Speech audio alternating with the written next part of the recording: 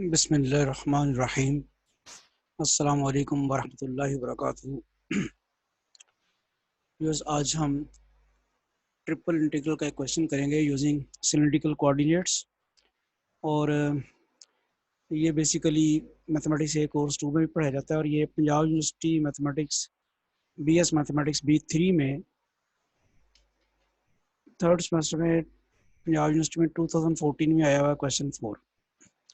तो इस क्वेश्चन को सॉल्व करके हम ये सीखेंगे कि सिलिंड्रिकल कोऑर्डिनेट्स को इस्तेमाल करते हुए कैसे ट्रिपल इंटीग्रल एवेल्यूएट किया जाता है। तो बुक जो हम फॉलो करते हैं मल्टीवेरिएट कैलकुलस, वो के सामने है। BA BSc associate degree mathematics A course 2, BS physics second semester, BS mathematics third semester, PPSC lecturer mathematics, FPSC lecturer mathematics, PPSC mathematics, CSS mathematics के लिए ये टॉपिक जो है वो यूज़फुल है।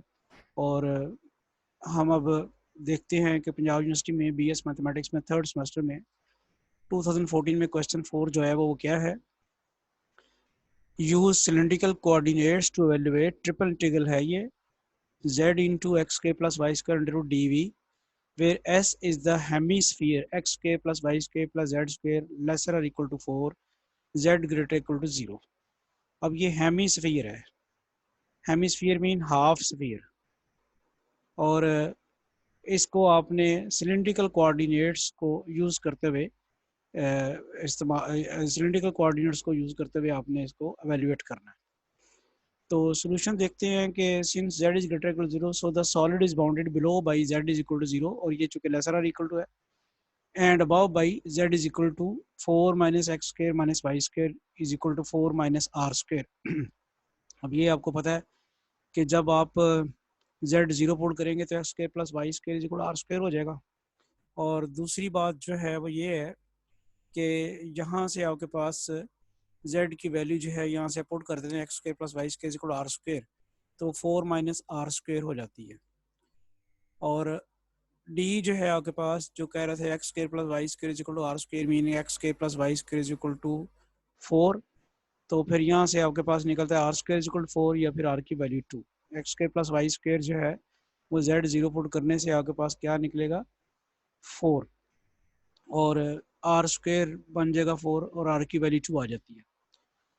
Changing into cylindrical coordinates we have, cylindrical coordinates में जब आप इसे कन्वर्ट करेंगे तो सिर्फ एक ही चीज़ है कि सिलिंड्रिकल कोऑर्डिनेट्स में वॉल्यूम एलिमेंट क्या होता है। तो सिलिंड्रिकल कोऑर्डिनेट्स में ये जो वॉल्यूम एलिमेंट है ये dv जो है ये बराबर होता है dz/r/d(r)d(थीटा। और सिलिंड्रिकल कोऑर्डिनेट, अब ये इसमें अगर गौर करें, सबसे पहले आपने z जो है वो z के रिस्पेक्ट इंडिकेशन करनी है। तो यदि आपको नज़र आ रहा है सबसे पहले आपको dz नज़र आ रहा है, इससे इंडिकेट हो रहा है कि सबसे पहले z की रिस्पेक्ट इंडिकेशन करनी है।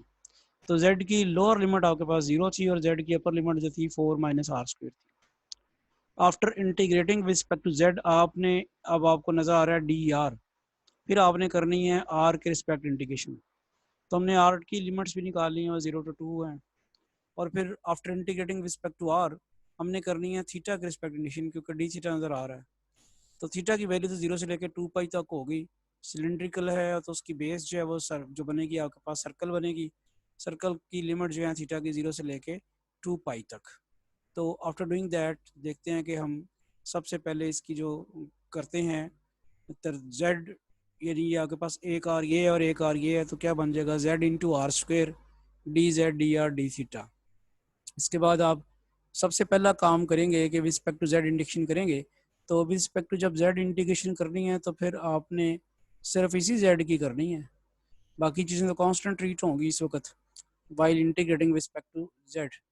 तो z की इंटीग्रेशन जब करेंगे तो z स्क्वायर बाई 2 आ जाएगी, तो वो हम अब करते हैं और उसके ऊपर लिमिट लगाते हैं 0 to 4 माइनस आर स्क्वायर। ये आ गई हमारे पास z स्क्वायर बाई 2 और लिमिट्स लगाएंगे 0 to 4 minus r square under root. अब अपर लिमिट पुट करनी है माइनस लोअर लिमिट z की जगह। तो जब आपने अपर लिमिट पुट की z स्क्वायर हो गया तो वो रह गया 4 माइनस आर स्क्वायर, और ये वाला आर स्क्वायर जो है ये वैसे के वैसे पड़ा हुआ है। तो जब लोअर लिमिट z की जगह पुट करेंगे तो 0 हो जाएगा। 1/2 हम बाहर ले गए हैं कॉमन। तो इसके बाद अब आप इसको ज़रा सिंप्लीफाई कर लें, आर स्क्वेयर से मल्टीप्लाई कर लें इसको, वो बन जाएगा 4r स्क्वेयर माइनस r4। अब आप with respect to r integration करेंगे तो आ जाएगी 4r³ माइनस r5/5। अब आपने अब r की जगह अपर लिमिट पुट करनी है, फिर लोअर लिमिट पुट करनी है। r की जगह 2 पुट किया, 2�3 आ गई, r की जगह 2 पुट किया, 2⁵ आ गई। इधर लोअर लिमिट 0 पुट करेंगे तो उसकी ज़रूरत नहीं, वो 0 हो जाती है। सिंप्लीफिकेशन की तो ये बनता है आपके पास 32 और 3 माइनस 32 और 5। तो ये 32 तो कॉमन ले जाएं आप, 32 और 2 हो जाएगा। तो इसके 1/3 माइनस 1/5 जो है इसका एलसीएम वगैरह ले लें आप, तो वो आ जाएगा आपके पास। और अंदर थीटा की इंटीग्रेशन करेंगे रिस्पेक्ट टू थीटा, तो वो आपके पास आ जाएगी सिर्फ थीटा। तो upper limit minus lower limit करते हैं 2 थीटा 2 पाई माइनस 0 थीटा की जगह, तो ये आपके पास 64 पाई/15 आ जाती है।